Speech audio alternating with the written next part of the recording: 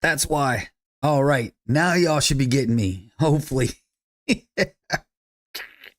Boy, I was just gabbing away. Oh man. All right, hopefully now y'all can hear me. Let me bring the video back up.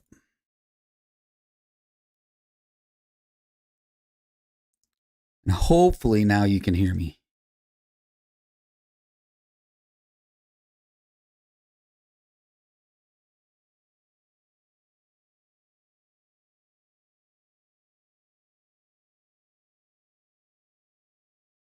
All right, we're good. Technology, man. It's great when it works, and it's terrible. It's terrible when it doesn't.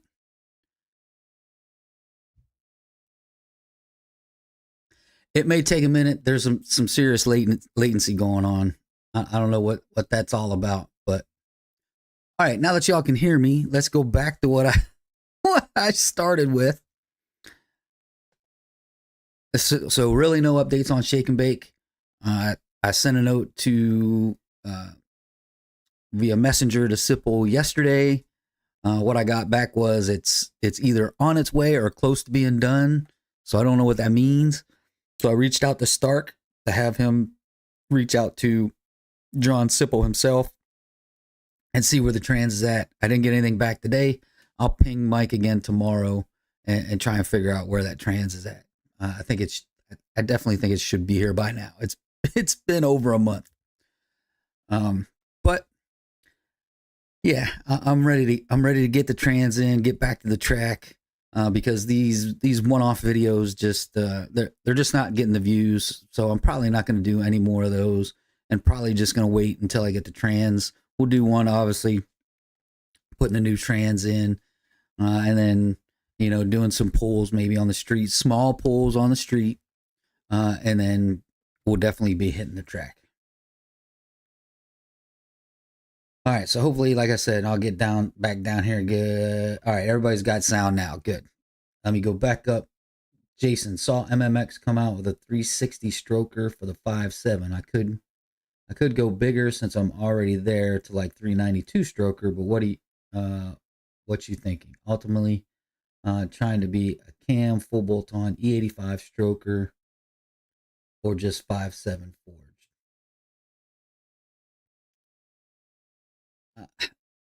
If you're staying, Jason, if you're staying naturally aspirated, there's no reason to forge your 5.7. There's really no reason to do that unless you're going boost. If you're going boost, then I would say go ahead and forge it. But if you're staying NA, I wouldn't forge it. I would just go ahead and do your cam, full bolt-ons, E85. And either stroker is good for you. I mean, the old adage, especially in NA, when you're NA, there's no replacement for displacement. So I would just go with the 392 stroker is what I would do. But that's just my opinion. Someone may have another opinion on the 360 stroker, but I would just go all out and go for the 392.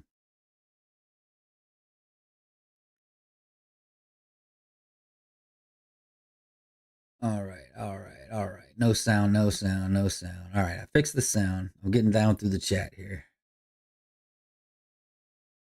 Nicholas, I've been contemplating trying to decide what I should do. I have a fully forged 6.4 with stock bore size with drop-ins. Can't decide if I want to keep the 10.9 to 1 compression or lower it. So if you're I can't keep track of everybody's car. I can't remember what everybody has on their cars. But if you're NA and you're gonna stay NA, keep the that 11, almost 11 to 1 compression if you're staying NA. If you're going for some kind of forced air, then I would go ahead and lower it a tad. If you're on E85, you can get away with 10-ish, little over 10-ish to 1. 9.5 to 1 is usually the go-to ratio when you go forced induction. But yeah, if you're NA, I would keep the compression there. But if you're boosted, I'd go ahead and lower it, especially if you're on E85. E85.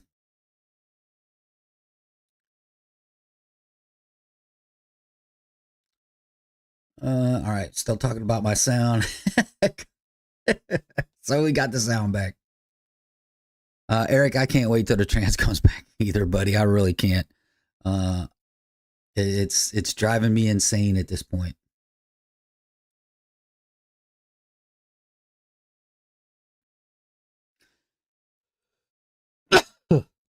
Ugh. Yes, sir. Have the X1 head waiting to be installed. All right, yeah. So, Nicholas, I would go ahead and drop that compression to around 10-1, if not a little less.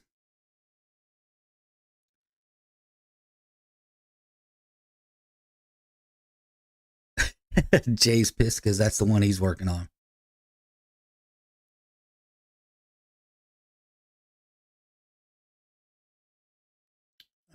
Jay's talking about the 360. No, excuse me. Good golly. It's too early for me to yawn in already. Seriously, that is what I'm doing with the 5.7 block. But I have better piston bore and better heads. Nicholas will be on E85. So yeah, you could get away with 10-1, maybe a little over 10-1. But yeah, I would definitely drop your compression some. Brandon, what's going on, buddy? Thanks for chiming in. I appreciate it.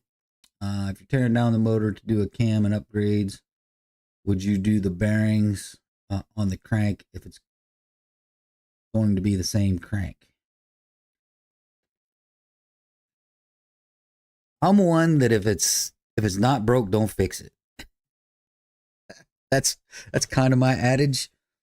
But I mean, you could do the bearings while you're in there. It's not a bad idea. But like I said, I'm one that if it's not broke, don't fix it. And it really depends how many miles you have on the crank too. I mean, if you got a lot of miles, then probably lean towards doing the bearings as well. But it's really up to you. Go with what your gut feels. I've been going with my gut ever since I bought my car, and it's worked out pretty decent for me. Jay, sidebar, 392 stroker compared to factory 393 typically makes less power due to smaller piston. Yeah, that's true.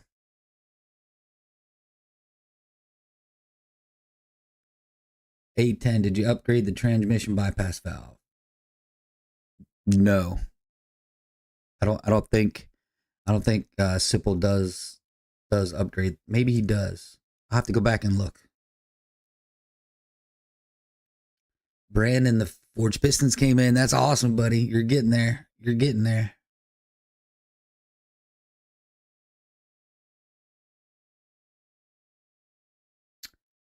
Jason, I forgot to mention boost. Wouldn't let me type that much. I got you. A 5.7 392 or 360 stroker boost. E85 cam, full bolt on. 360 comes with crank rods and pistons. Guess more budget, if you want to say. Yeah, I mean, you can go either way. I would go all out and do the 392. But there's nothing wrong with doing the 360 either. But I would just go for the bigger displacement is where I'd go. You don't need to touch the. Yeah, so that's so if you are doing a full refresh, Eric, you might as well do the crank bearings. I mean, if you're gonna do a refresh, you might as well do refresh as much as you can.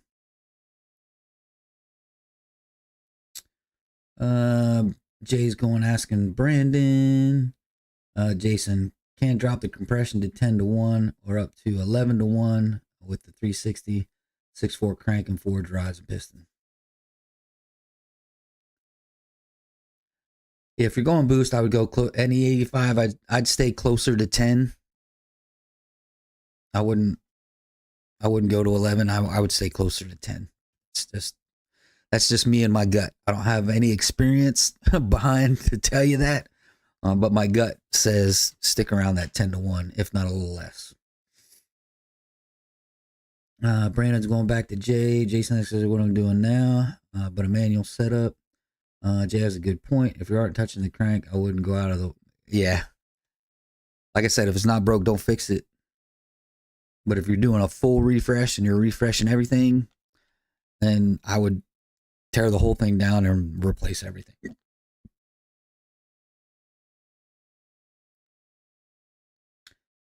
Jay's going back to Brandon. Nicholas, appreciate it, brother. I figured that much. Reading about using different fuels and compression ratios with boost led me to drink the other night. Yeah, yeah. It's you talk to 10 different people, you get 10 different answers. The same thing with doctors, right? You go to 10 different doctors, you get 10 different diagnoses. You really just it's more about doing your research, which obviously you've done because you've talked to many people, and then it's just making a decision from your gut, man. Like I said, I've followed my gut the entire time. I've had shake and bake, and my gut hasn't necessarily failed me yet. Well, it hasn't failed me in a big way yet. Until now, till the transmission. Transmission is biggie. But I think there was other things that led to the transmission going bad, not just the power and how we were dogging on it. Brandon sending pictures to Jay.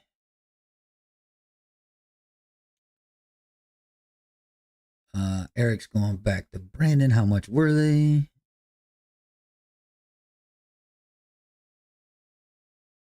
Any recommendation on gasket brands? I used Cometic on Shake and Bake, and they've done great so far.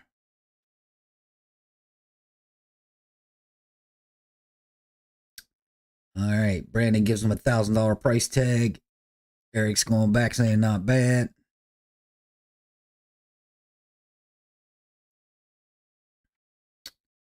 Jay's talking about factory gaskets. They're also good as well. And again, Jay brings up a great point, right? If you want to drop compression or raise compression, then obviously you got to go with the aftermarket gaskets. But yeah, I used Cometic in Shake and Bake.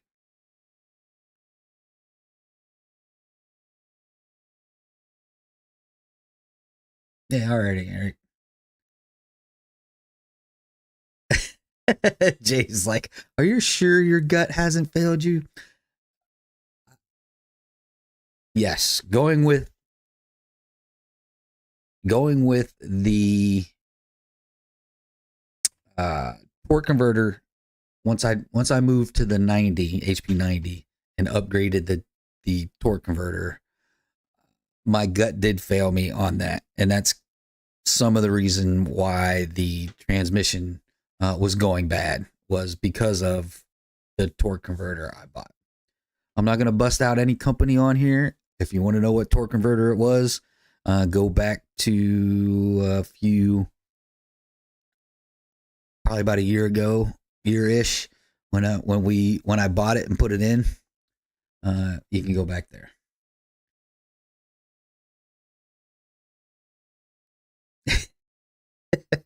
Jay. Brandon Manley, I-beam from Summit should be here on the 29th.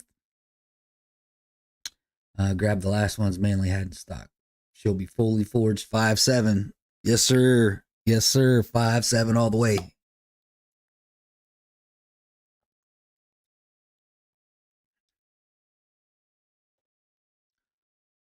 Nicholas, see, I'm going to lower compression just a tad.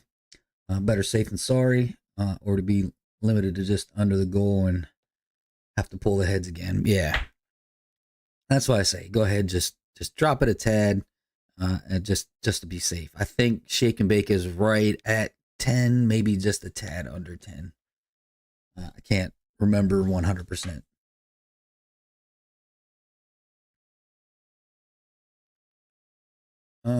Jay's going back to Brandlin. When did Manly start making I-beams? I haven't been able to find I-beams out of the Boost Line or Chevy brands. Nicholas, car been in the garage about a year now. I'm getting an itch. Oh gosh, I wouldn't know what to do if Shake and Bake was in the shop for a year. This little over a month is killing me. I couldn't imagine having the car down for a year. And I know Jay has done it. I know Wide Body Mike is doing it. Yeah, that's a long time to be down and be in the shop for sure.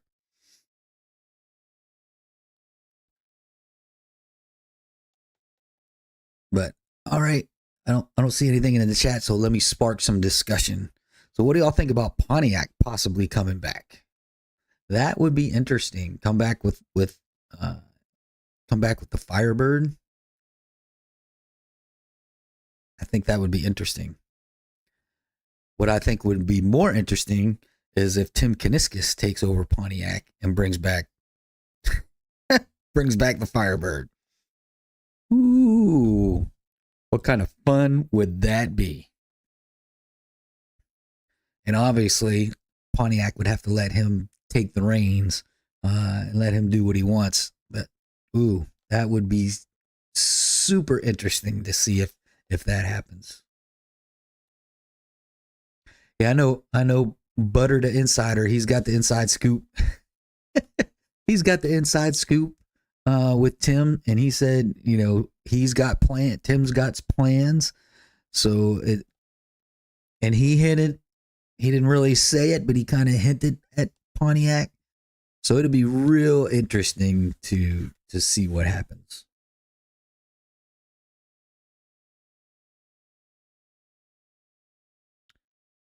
I'd like to see a GTO. Yeah, that'd be nice. No kidding. Yeah, a GTO would be cool too.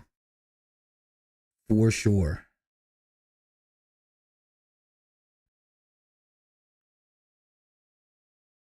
Oh, that would. I'm with you, Alex. I knew this would spark some conversation, so this is great. Yeah, Tim would definitely be flipping the bird to Stellantis if he took over Pontiac. Man, that would be. Everyone's already hinting at it, so it's just because the word that they the possibility of Pontiac coming back, and then Tim retiring from Stellantis. Yeah, that would be super cool. Bring back the Firebird and the GTO. Oh man, it'd be crazy. And you got to keep that old school look, just like he did with the Challenger.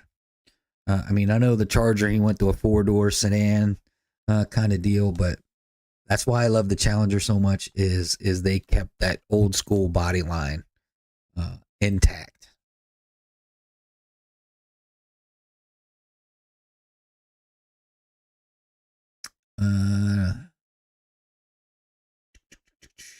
All right, Timothy's going back to Nicholas. Shannon. Hello, Don. Foley Bull with a D1X. Already experienced belt slippage. Any recommendation on belts? I currently have a 3/4 upper and an 18% lower. So I get my belts from Napa. And when I go to Napa, I just tell them, hey, I want the no slip, the non-slip belt. And I have never had a problem. Now I also have the HHP. I think it's a 35-pound tensioner. So if you don't have that tensioner, it's one of the cheaper ones. It's like $260, $270, I think, something like that. I think it's a 35-pound one. I haven't had a problem with belt slippage. If you get that HHP one and you still have problem with belt slippage, you may have to go with one of the 50-pound ones. But now you're getting super expensive. They're like $500, $600, $700. So they're super expensive. But like I said, I have the basically your same set. I have a 3/6 upper pulley, and I have the 35 pound. I'm pretty sure it's 35 pound. You can double check if you get it from HHP. But yeah, that's what I have, and haven't had a problem with belt slippage. And like I said, I get my belts from Napa, and when I go in, I just say, "Hey, I want the non-slip belts," and they hook me up. Brandon J, there are different series of rods. Not sure when they started. All right, so Brandon's going back to Jay. Eric's going back to Brandon. Brandon's going back. HHP sells the Manly pistons and the I-beams for the 6.4. Nice. Nicholas is going back to Timothy. Eric, yeah, the Challenger looks way better in my opinion, but I like the Charger too. Yeah, don't get me wrong, I like the Charger too. The Charger is what it is, right? It's a 4-door sedan, the family sports car, the family muscle car, right? I love the Chargers too, but I just like the old school look of the Challenger. Ford did a good job with the retro Mustang look. Challenger takes the crown though. Yeah, Ford did do well in the beginning, but then they went into this, the normal looking car kind of thing, and they got away from the retro Mustang. But yeah, I definitely love the Challengers. Brandon's going back to Eric. The S550, S650 are nice. Yeah, there's nothing wrong. There's nothing wrong with the Mustangs. It's just they did get away from the old school look just a tad.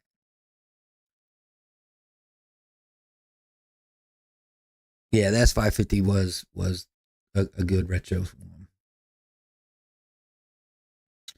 And Jay's going back to Brandon. All right, you guys you got to keep me going, man. You got to keep me going. We only been going 25 minutes.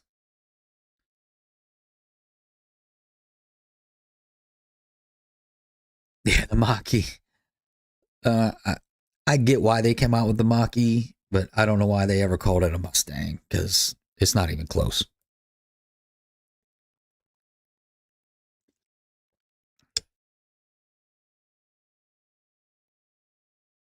But really, the Mach-E is one of the reasons why the Ford is keeping the V8, because that's one of the vehicles that's they have on the market that's keeping them within the EPA standards. And I know, don't go crazy on me about bringing in the EPA, but manufacturers have to meet those requirements, or they can't manufacture cars. So yeah, the Mach-E was my opinion was Ford's way of keeping the V8. Brandon J, I really wanted to run the boost line rods. Them things are rated for 2,000 horsepower. The rod links are 125 and 6.2, so I had to send them back. Yeah.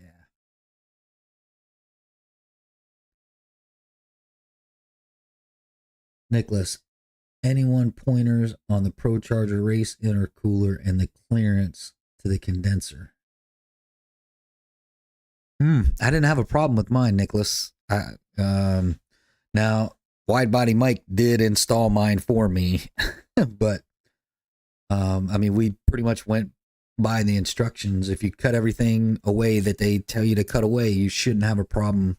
You shouldn't have a problem with the race intercooler, because I had it on shake and bake literally from the beginning.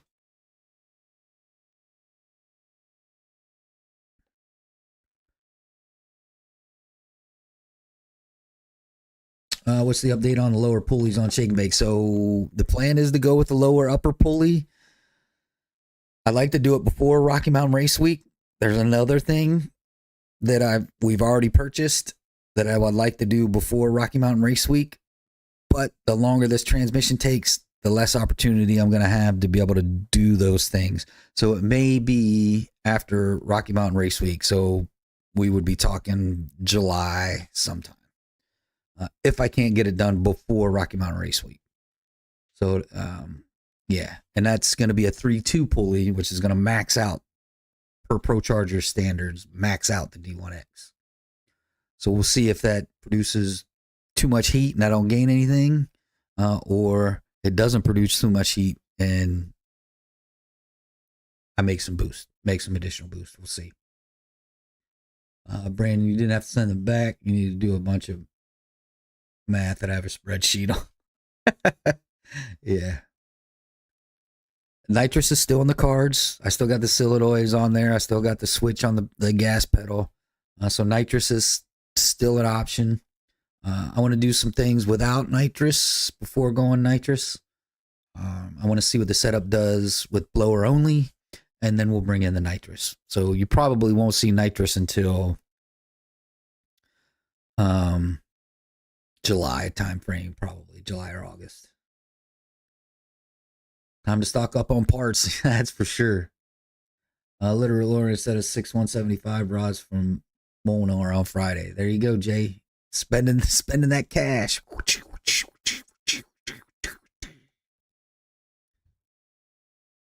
The solution for that is changing the compression height, Brandon. Yep. Lower ringlands. Timothy, I'm not sure who you're asking that question to. Not sure. Sidebar for the guy with the pulley slip. Try to go down one belt size. That may help. That's a good thing too. Yep. Jay, the piston I bought for the stock length and stock. Oh, got you, Brandon. Yeah, I see what you're saying. So lowering the pulley size doesn't always work. It is true, but I'm significantly lowering, so I probably will pick up some boost. But once you start spinning that Pro Charger faster, it does produce more heat. Now, the ice box and using ice will help with all of that. If I go nitrous, that will also help lower those temps back down. But yeah, spinning the Pro Charger faster is going to produce more heat. So we'll see how much boost it actually does make.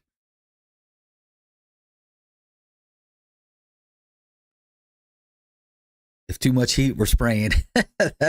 You got it, Jay. Belt slip was a big factor. Decision to go turbo. That's a great point, Alex. Jay's going back to Brandon. Nicholas, yeah, it just barely clears it. Oh, it seems like a hair on there. Soft brackets and spacers. You are saying 5.7, so there's that. Yep. Location of line based on the rod. Not sure how custom pistons. How custom pistons we have available. Yeah, Jay's got the cash, man. He's dropping coin, that's for sure. Derek just installed Edelbrock 2300 on 5.7. PB prior was a 12.3, has 4,000 stall with 392 nag 1 and all AAD suspension with 17-inch DBRs. What would you expect the car to run with the blower? 392s, that's pretty steep.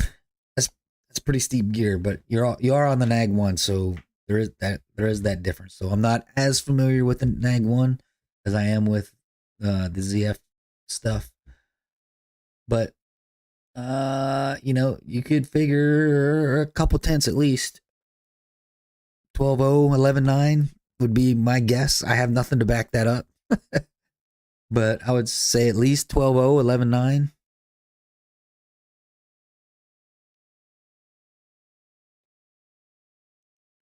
I want a turbo. Future plans. Yeah, turbos are still in the future for Shake and Bake, but now it's way in the future now. Jay going back to Tim.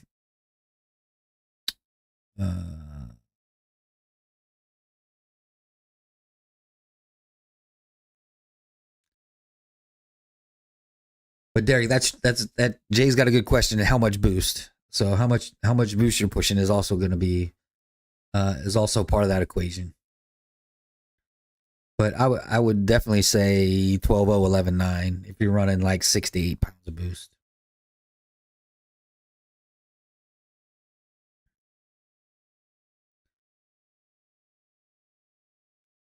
Oh, nice, Brandon. Nice. Coated bearings. Cool. Pro Charge 392. What's up? What's up, buddy? Thanks for chiming in. I appreciate it. 8 pounds for now. So yeah, I would definitely expect 12.0, 11.9. That's probably me being a little conservative. Jay's only needs the rods. Us stick guys need that gearing to spin and not breaking. I got you, Timothy.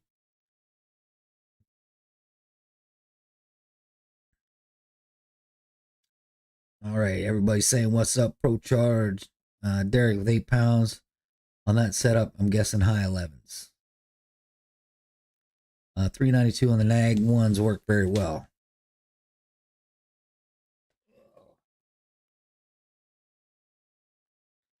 Sorry, I'm trying to stretch out my leg. My knees are hurting.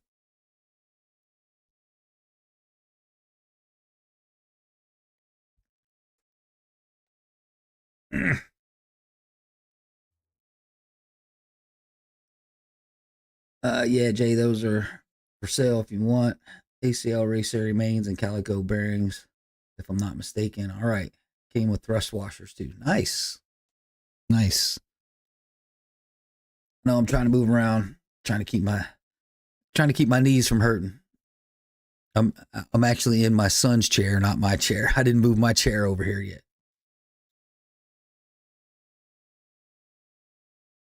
Yeah, stick guys do break things a lot. Jay definitely breaks things a lot.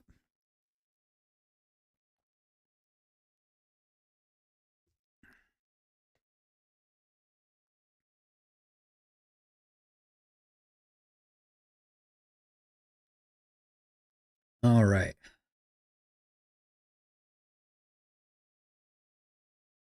Brandon, stop trying to spend my money. You know the deal, Jay. We all spend each other's money. There's always huge suggestions on spending money. Derek, that's what I was figuring, around 11.5 to 11.7. Car does 159.60 before the blower.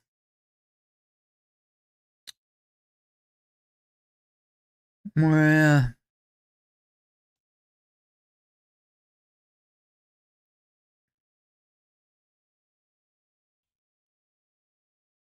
We'll see, Derek. Let me know. Let me know when you get to the track. Let me know what you do. And you know what? DA plays into that too. So keep all of that in mind. Timothy, loud pedal equals money pedal. That is the truth. There's no doubt about that. That is 100% true.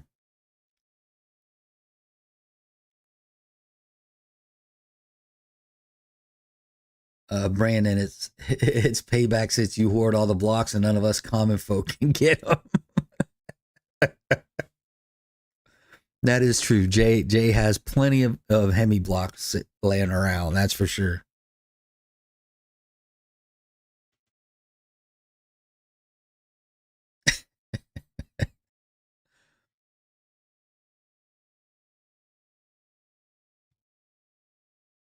Now that my son is actually PCSing and we get some more of his stuff out of the garage, I can hopefully finally clean out the garage and maybe start doing some stuff in the garage and see what's going on there.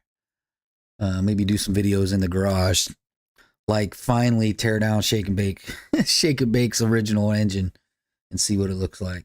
I know Jay's looked into it because he had to take a piston out of it and take it to Mac. But I definitely like to take a look at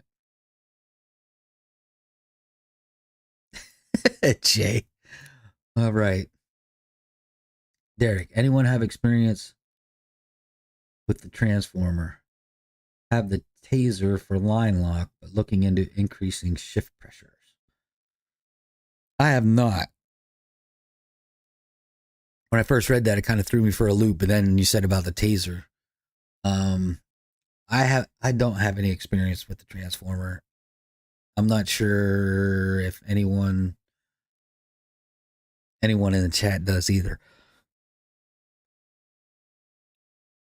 Oy. Ah, yawning, man. Good golly.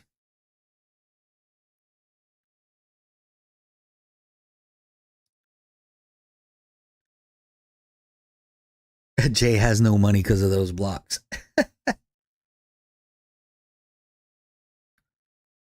All right, Derek. So Timothy's saying go check the forums. There's a lot of info on that stuff.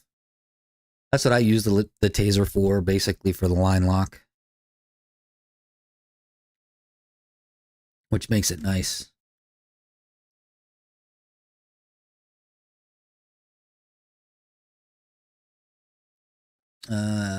Derek, just get a custom tune.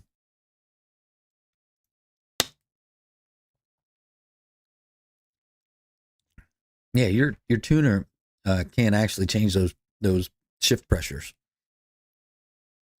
so that way you can keep the taser and you wouldn't have to get an OBD2 splitter. You could just keep the taser and have your tuners tune in those shift pressures.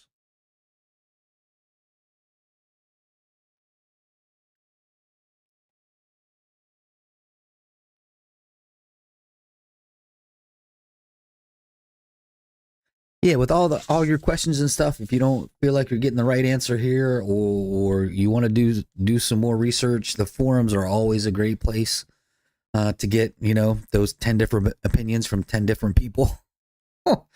Because someone will ask a question and you'll get 10 different answers from 10 different people. But the forums are always a great place to find information. I don't hit them as much as I probably should before I buy stuff, but the forums are a great place to go. All right, guys, we're down to 20 minutes. You got to keep me going for 20 more minutes.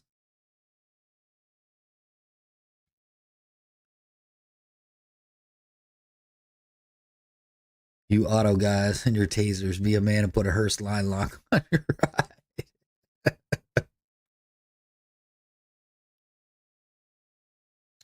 Brandon, since Don, since you're going twin turbos, Holly makes oil pans with ports semi ready. You just have to drill the port out. I bought their rear sump oil pan. Yeah, I'm gonna go oilless. Probably go with comp oilless turbos is the plan, but obviously because of the transmission, the turbo plan has been pushed way down the road. So we may contemplate other turbos. We'll just see how it goes. But the plan is to use oilless turbos. Timothy, update. Can't afford parts. Saving for the baby. Yeah. Tell you, that's one thing. One thing kids are expensive. No doubt about it. Especially from a baby, the baby part to a toddler, they're super expensive because they grow out of stuff so fast.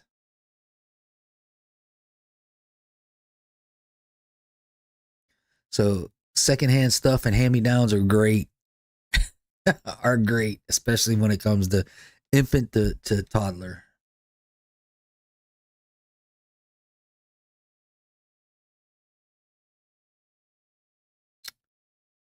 Forums are great places to find Hemis, just not on the East Coast. Derek, my car has a separate TCM, the 14. My tuner said he can't communicate with the TCM. It has a tuned one from HHP currently. Huh, interesting.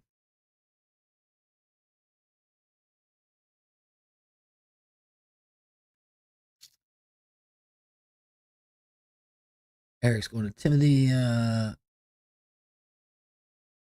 Timothy, you do that through Fuel Tech. Just take out a loan, Don. I hear you, Brandon. I hear you. I have done that in the past. No doubt about it. Used what's one of them? Or Firm. I think a Firm is the one I've used in the past.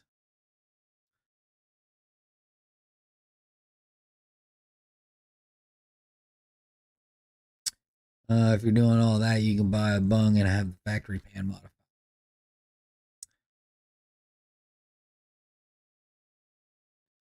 It's my third. I need luck, not congratulations.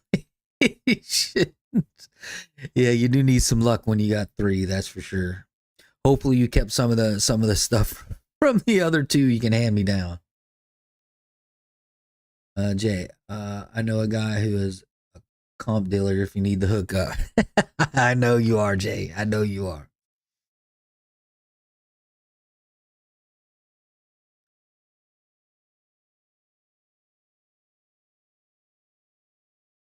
Tim, you need to learn how to evacuate when you get that tingly. For sure. Same on the West Coast, Jay. I couldn't find a replacement block with the factory board to save my life. Eric, good evening, buddy. What's going on? Thanks for chiming in. I appreciate it. Got that arm flex. Timothy, wife wanted another while she could. She's the breadwinner, so she gets what she wants. Awesome. Awesome, Timothy. Brandon, yeah, I modified 2 oil pans for $15 and having someone weld it in. I don't have. Gotcha. Three pedal J. Good evening. Eric's going to Jay. Jay's going back to Eric. Eric's going to Eric.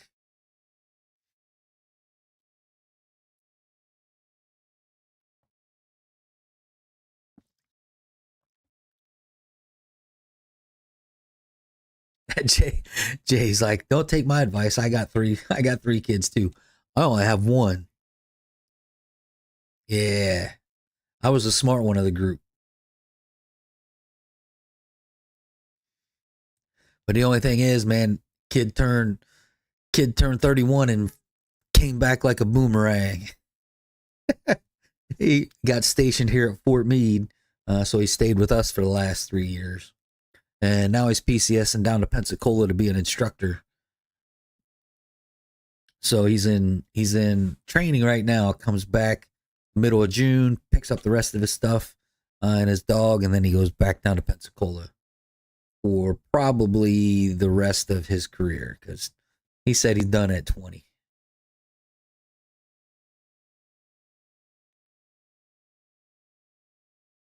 Brandon, does Simple do anything with the torque converter? So yes, if you send your if you send your torque converter down there, they will crack it open, take a look at it, make sure everything's good to go. If everything's good to go, they'll just seal it back up and put it back in the transmission. Now you got to pay them to do that, but it is a good idea if you're going to get your transmission built, have them look at the torque converter and make sure it's clean and there's nothing wrong with it. It's up to snuff. For me, I just happen to have to buy one from Sipple to put in it, just because of the last person I bought my torque converter from gave me. I talked about this last week. So the people I bought my torque converter from, they gave me an HP 70 torque converter with a 4,000 stall, and it pretty much boogered up the input shaft. So if anyone ever tries to tell you a 70 torque converter will work in a 90, it'll work. My car ran with one in it. It will work, but it won't work for long. So definitely, if you do upgrade to a HP 90, get a HP 90 torque converter, because the HP 90 torque converter sits in further towards the transmission than the 70 does. And that's what was boogering up my input shaft, because that 70 torque converter wasn't pushed in far enough.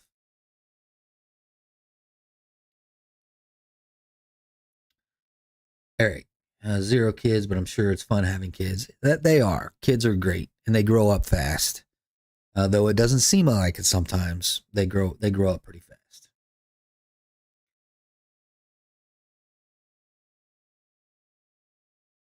So yeah, the whole Tim situation is interesting.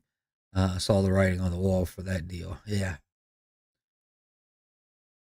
less expensive, less expensive not having kids. That's for sure. Eric, it's amazing and challenging at the same time. It sure is. They will Kids will definitely try you. Literally, when they talk about the terrible twos, absolutely terrible.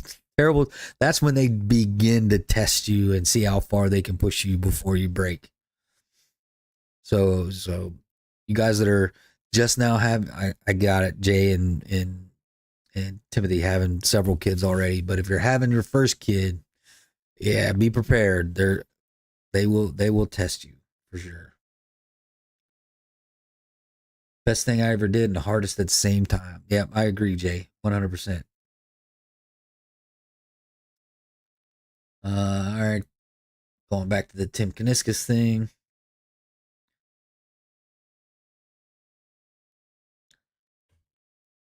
Yeah, really, I know I did my video. So the really two things I think happened is Tim said, I'm out of here. Screw this.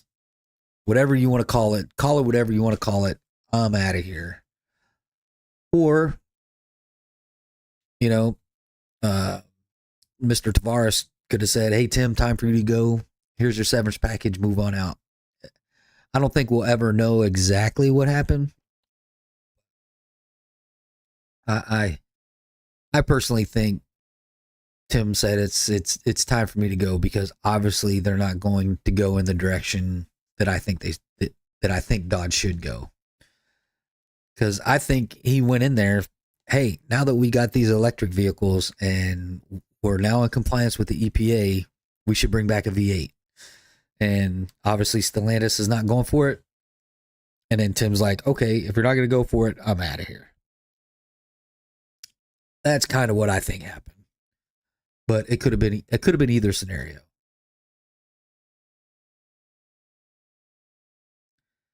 And really, with like I said, with successful CEOs, you don't see them get fired. They either move on or they retire, and then move on to something. Say they retire and then move on to something else. So obviously Tim was super successful, and they're not going to give him that you're fired black mark, right? They're going to say, okay, either you just move on or you retire. But now, if you're a terrible CEO, that's when you see him. Oh, this CEO got fired. They'll come out and just say it. But the successful ones that they want to push out, they call it retirement or just let them go.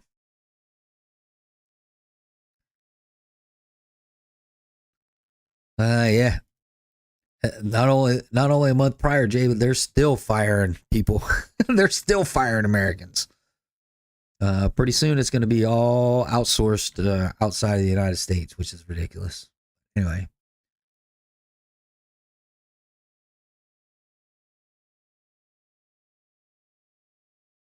Yeah, it's all about the direction they were going and him not being able to do what he wanted to do. I'm sure of it.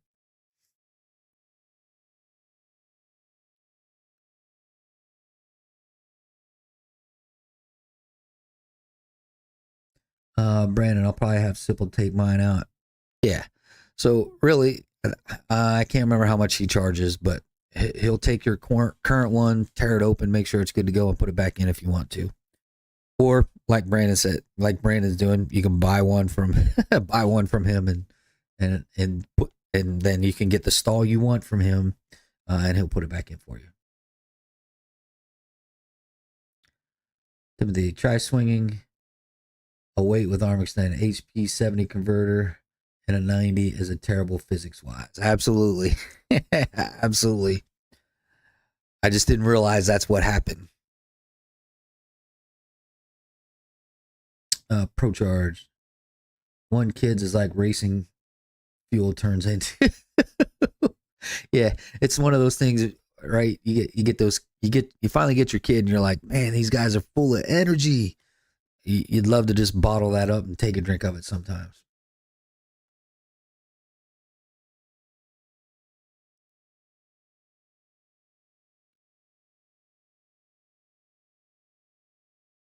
Formula. I got you, Pro Charge. Um,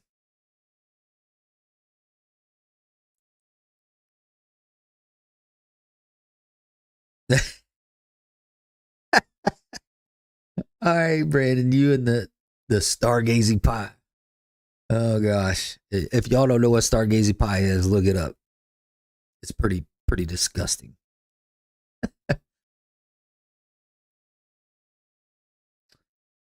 You know, I don't. They could have strong armed him into doing it. I think he did it on his own. It's just my opinion. I see where 392s are getting deck tuning packages sometime this year. Do you think 5.7 will get direct connection as well in the future? Dell's, so there's already issues with those direct connect tuning packages and warranties, right? So if you haven't seen, Stellantis is trying to back out of anything warranty nowadays. You got these cracks in windshields. You got all this stuff with the Ram, the high output engines and the inline sixes are all having problems. It's just, yes, Stellantis is just sitting back and not doing anything about any of these and just hoping it's going to go away. But I don't think they realize it's not going away. But I would be careful with the direct connection kits. The same thing as the Scat Pack Stage 1, 2, and 3 when they came out. Everyone was saying, yeah, it's the warranty is still good. Well, it all depended upon who you went to and what kind of relationship you had with your dealership on whether they warranted that stuff or not. So, yeah, I would be wary of doing any of those direct connection tuning packages. Eric, my friend bought a new 2025 1500. His new Hurricane 6 blew up, and now he's waiting for a new engine. His Hurricane 600 engine lost oil pressure. Yeah, that's what I just said. And Stellantis is just right? They're arguably honoring the warranties, but they're sitting back and not doing anything about it. They're not doing any recalls. They haven't done anything to, even acknowledge that these windshields are breaking in the Scat Packs and the 5.7s. It's just, yeah, I'm not sure what's going on with Stellantis. They're just, I don't know. I don't know what it is. But yeah, there's all sorts. That's not an isolated problem, Eric Tate. That's not an isolated problem. There's a lot of people having that problem. And then they made them retire. Yeah, Ram Jeep made them too much money. Yeah, and that's really all they're looking at now is Ram and Jeep, but they're going to run them into the ground just like they did Dodge and Chrysler, because Chrysler is going all electric as well, so they're going to go downhill as well. So yeah, it's a bad situation for CDJR all the way around. I feel like nowadays they make things to fail way sooner than ever before. Yeah. Dodge is pretty much outsourced already. Motors built in Mexico, transmissions Germany, cars assembled in Canada. True enough. Triple Z Racing, what's going on, buddy? Stock Eagle Turbo Hemi update. 10.8, 126, 12 psi. 18 psi bent for the rods. Ouch. Ouch.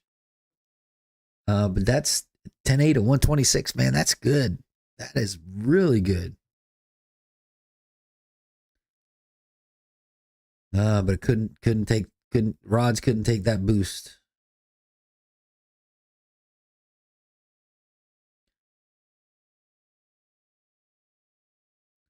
Yeah, the Hurricane is a disaster.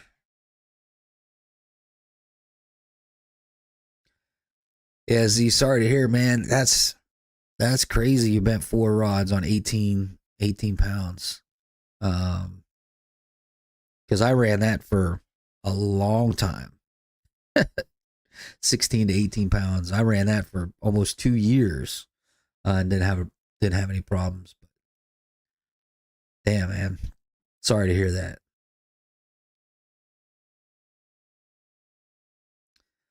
Jay saying he ran. Yeah, Eric said, "Dang Z, what's plans?"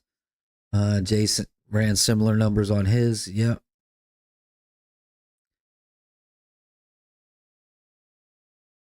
snap the crankshaft in half in his brand new 1500. Yeah, that's crazy. Eric, plan on pre-Eagle build. Any suggestions, Z? Don't want to bend 4 rods. You definitely don't want to do that. That's for sure. All right, we're coming down to the last 2 minutes. You guys are keeping me going. Bray, yep. I was talking about direct connection warranty issues as well. It voids it. Yes, so it does void the extended warranty. They will honor the 3-year, 36,000, powertrain, 5 years, 100,000 powertrain. But if you buy that extended warranty and have to use it with the direct connection, it does not work with the extended warranty. Thanks for reminding me, Brandon. Eagle heads are worth 75 horsepower. How do I do that, Jay? Complete swap. Yep. Custom tune. Will outperform anything direct connection gives you. Still have to comply with the EPA nonsense. That's true. That's true. Because if you're going to void your extended warranty anyway, you might as well just go the custom route. But I'm going to cut this off here in a sec. I see you guys keep going.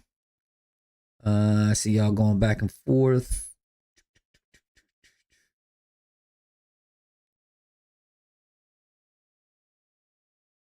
What's the best way to prime the engine with oil? I don't know if it's the best way, but just pull the injectors. Not the injectors, but just pull the electric connection to the injectors. Just pull that off and let it crank for a little while, and then plug them back in. That's what we did with Shake and Bake.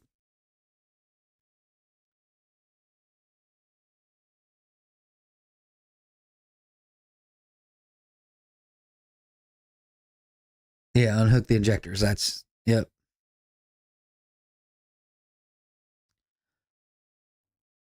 All right, folks, it is 10 o'clock, and I appreciate it. I think we got to everyone's questions and hopefully answered everyone's questions. If you got anything else, hit me up on IG, hit Jay up on IG. I try and answer everything that comes to me on IG.